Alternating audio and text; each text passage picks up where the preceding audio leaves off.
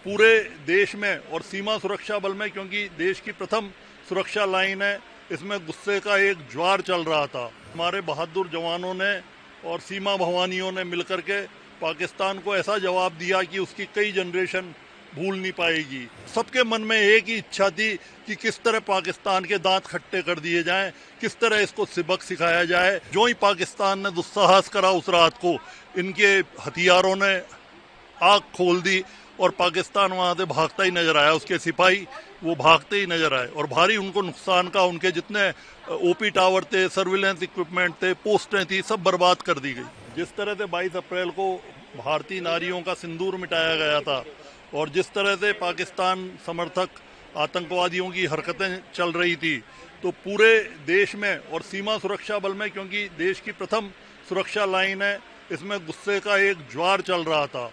और 7 तारीख ऑनवर्ड जो ही मौका मिला कि पाकिस्तान को सबक सिखाने का, उसके लॉन्चिंग पैड्स को नष्ट करने का, तो हमारे बहादुर जवानों ने और सीमा भवानियों ने मिलकर के पाकिस्तान को ऐसा जवाब दिया कि उसकी कई जनरेशन भूल नहीं पाएगी। सीमा सुरक्षा बल इस लड़ाई के लिए पूरी तरह से तैयार था, पूरी तरह दृढ़ प्रतिज्ञ था। और इस इतनी फायरिंग होने के बाद भी हमारे जो जवानों का, अधिकारियों का, अधीनस्थ अधिकारियों का जोश था, वो देखने लायक था। मतलब किसी के भी चेहरे पे कोई भय का, आतंक का, खौफ का कोई भाव नहीं था। और सबके मन में एक ही इच्छा थी कि किस तरह पाकिस्तान के दांत खट्टे कर दिए जाएं, किस तरह इसको सबक सिखाया जाए। और जिस तरह इन्होंने भारतीय स्त्रियों का अपमान करा और साथ में मैसेज दिया कि ये हमारे आदरणीय प्रधानमंत्री मोदी जी को दिखा देना, तो हर आदमी के दिल में खून की ज्वाला जल रही थी।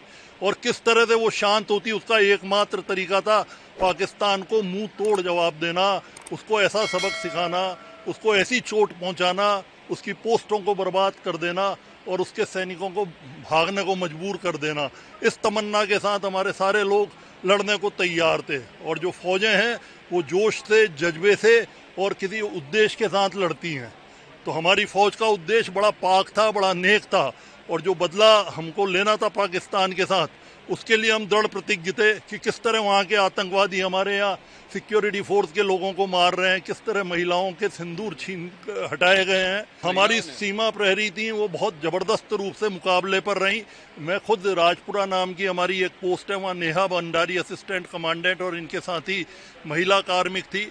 मैं खुद वहाँ 7 और 8 तारीख को रात को 8-9 बजे गया था। और मैंने इनको स्पेशली ये पूछा कि नेहा, आप पीछे हटना, मतलब पीछे पोस्ट पे जाना चाहेंगी कि आपको बटालियन हेडक्वार्टर में ले जाएं। इनके फादर भी सीआरपीएफ में। और मुझे बड़ा हर्ष और गर्व का अनुभव हुआ जब इन्होंने कहा नहीं सर, ऐसा मौका कब मिलता है। और मैं मेरे जवानों के साथ, क्योंकि ये कंपनी कमांडर थी, इसने कहा मैं अपने जवानों के साथ मिलकर लड़ना चाहती हूँ। और सिंदूर का बदला तो एक नारी ही चुका सकती है। इन्होंने भारतीय नारियों का सिंदूर मिटाया है और मैं इनको बताऊंगी सिंदूर की क्या कीमत है। इनकी पोस्टों पे 81 मोटर और दूसरे जो रॉकेट लॉन्चर, सभी तरह के हथियार वहाँ पे तैनात कर रखे थे।